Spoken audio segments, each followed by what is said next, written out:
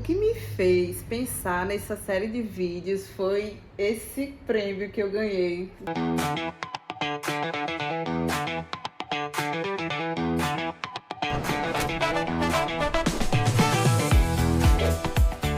Fizemos o Melhores do Curso. A categoria que eu ganhei, contrariando todas as expectativas, inclusive a minha, foi a de padrão de organização. Ao longo das descobertas sobre organização, planejamento, é que aparentemente são focos de estudo de pessoas que não são, entre aspas, naturalmente, ou têm alguma tendência natural a se organizar e planejar. Se esse for o seu caso, que eu acho que é o meu também, não tem essa tendência tão forte à organização e planejamento, principalmente de coisas mais corriqueiras, muito rotineiras. Então, pode ser útil para você esse vídeo. Então, falando um pouquinho para vocês de como, ao longo da minha vida, organização, planejamento sempre foram tabus, de certa forma, um pouco de foco ou uma coisa inalcançável. Quando eu era criança, uma dificuldade enorme em me organizar e planejar. Então, sempre dei a criança que não dá trabalho para muita coisa, é tranquila. Mas nesses quesitos sempre foram padrões de discussão com a minha mãe ou com a professora, às vezes também a cabeça muito voando um pouco. Acaba que me distraía com frequência, arrumar o quarto e acabava achando outra coisa, e quando eu via já estava brincando, ou então era só para arrumar o guarda-roupa, mas quando eu via já estava fazendo um desfile de moda. Então, essas questões de pouco foco nesses padrões de atividades, principalmente quando não são de dar aquele retorno para a pessoa, como é você jogar, assistir TV, ficar no celular. O nível de dopamina que nosso cérebro vai alcançando é muito maior, é uma torrente de dopamina. Então a organização acaba se tornando ou algo inalcançável para mim. Então era um padrão da minha mãe, da minha irmã, que parecem que elas nasceram para ser organizadas e eu não nasci para ser organizada. E eu fui buscando algumas formas de organização que funcionassem para mim. Vou compartilhar com vocês algumas coisas que eu já testei. Por exemplo, na parte de agenda. Já testei agenda física, agenda digital mesmo, como um Google Agenda, mas simples. Já testei Trello, já testei o Notion também. Vários desses padrões de agenda, de monitoramento, e acabam servindo para planejamento também, mas como agendas e às vezes para planejamento também tive bastante dificuldade. O que eu percebi? Eu tenho uma dificuldade de ficar no celular para ver tal coisa e acabar perdendo a atenção, indo para olhar o Instagram, olhar o YouTube. Então, uma das coisas que eu percebi é que quanto menos eu tiver de atividades dentro do meu celular, vou acabar tendo melhor retorno em quesito de ter uma atividade planejada, uma tarefa planejada, e não ter que olhar no celular, mas olhar numa agenda física ou colocar numa agenda física, acaba facilitando bastante de me organizar e evitando a questão do desfoque. Estou com um despertador analógico para tentar diminuir até o despertador do celular. Tudo que puder diminuir esse gatilho, se você é como eu, que desfoca com facilidade, e principalmente no celular, pode ser do padrão da lista, colocar mais coisas analógicas, ou seja, coisas que você não precise de tecnologia, coisa de baixa tecnologia. Então, uma agenda física, de repente, é uma coisa interessante para você. Como eu gosto bastante de usar conceitos, coloquei aqui no Google o que significa organização e ele me deu aqui a palavra organização significa a arrumação ordenada das partes de um todo.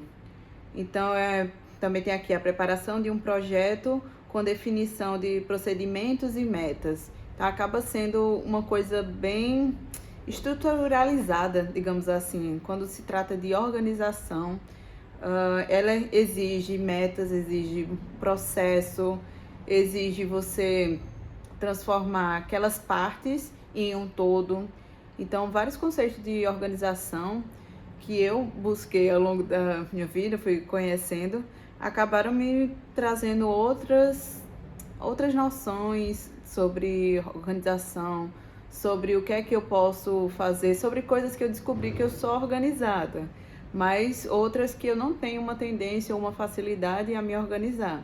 Da mesma forma, inclusive, a própria organização, ela pode gerar tantos gatilhos que pode gerar, por exemplo, problemas mentais mesmo. Uma das próprias questões relacionadas à organização que pode causar um transtorno é o próprio transtorno obsessivo-compulsivo. Então, a pessoa tem um toque bem relacionado a questões de organização, o método, tem que ser tudo perfeito. Acaba sendo um perfeccionismo que vai sendo muito danoso para a pessoa. Eu cresci com uma mãe com neura, então eu achava que um padrão de organização como existia, como era aquilo que eu via, era impossível para mim e eu não queria também aquilo para mim. Então eu busquei outras formas de me organizar. A parte da organização principal que é autoconhecimento. Não adianta você querer pegar padrões de organização que são de outras pessoas puramente e colocar para você. Não vai funcionar e você vai, na verdade, se frustrar muito mais do que conseguir ter algum êxito. E pode ser que você vai repetindo tanto essa questão de pegar algo que os outros fazem, que uma blogueira, que um especialista diz, que você vai acabar se sentindo a pessoa que não consegue nada. É muito frustrante você não fazer padrões que, por exemplo, lavar a louça, tecnicamente é uma coisa que a grande maioria vai conseguir fazer, mas você não tem aquela dose de dopamina, tem uma série de coisas que não vão lhe ajudar. Então, você tendo um autoconhecimento de procurar padrões na sua vida, na sua personalidade, seu temperamento, tentar analisar bem e focar naquilo que já é fácil para você, aquilo que é muito difícil, aquilo que você só faz depois que está acumulado. A questão da procrastinação acaba imperando bastante nesse ponto, em que você até vai fazer, mas vai deixar acumular muito até aquela pilha de louça, aquela pilha de livros ou matéria acumulada. Então você vai ter certo dano. Nós temos a parte do tempo, que uma das frases que eu acredito que todo mundo detesta ou nunca pensou nisso é o todo mundo tem as mesmas 24 horas, o que acaba sendo uma inverdade completa.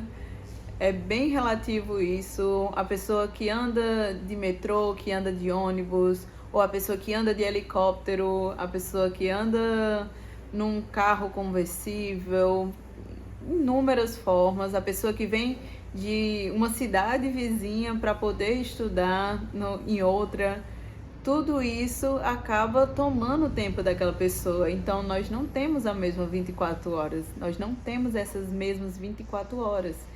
Então, entenda que você não tem as mesmas 24 horas que eu, não tem as mesmas 24 horas de uma blogueira que é obsessiva por organização e lhe faz sentir a pessoa mais frustrada do mundo porque ela faz parecer tudo fácil e você não faz. Então entenda qual o tempo você tem, qual o tempo você realmente tem. Então, da mesma forma que você entende pelo viés positivo de que, de fato, a sua realidade é diferente de qualquer outra pessoa, você pode entender que você também pode não estar usando o seu tempo da forma devida.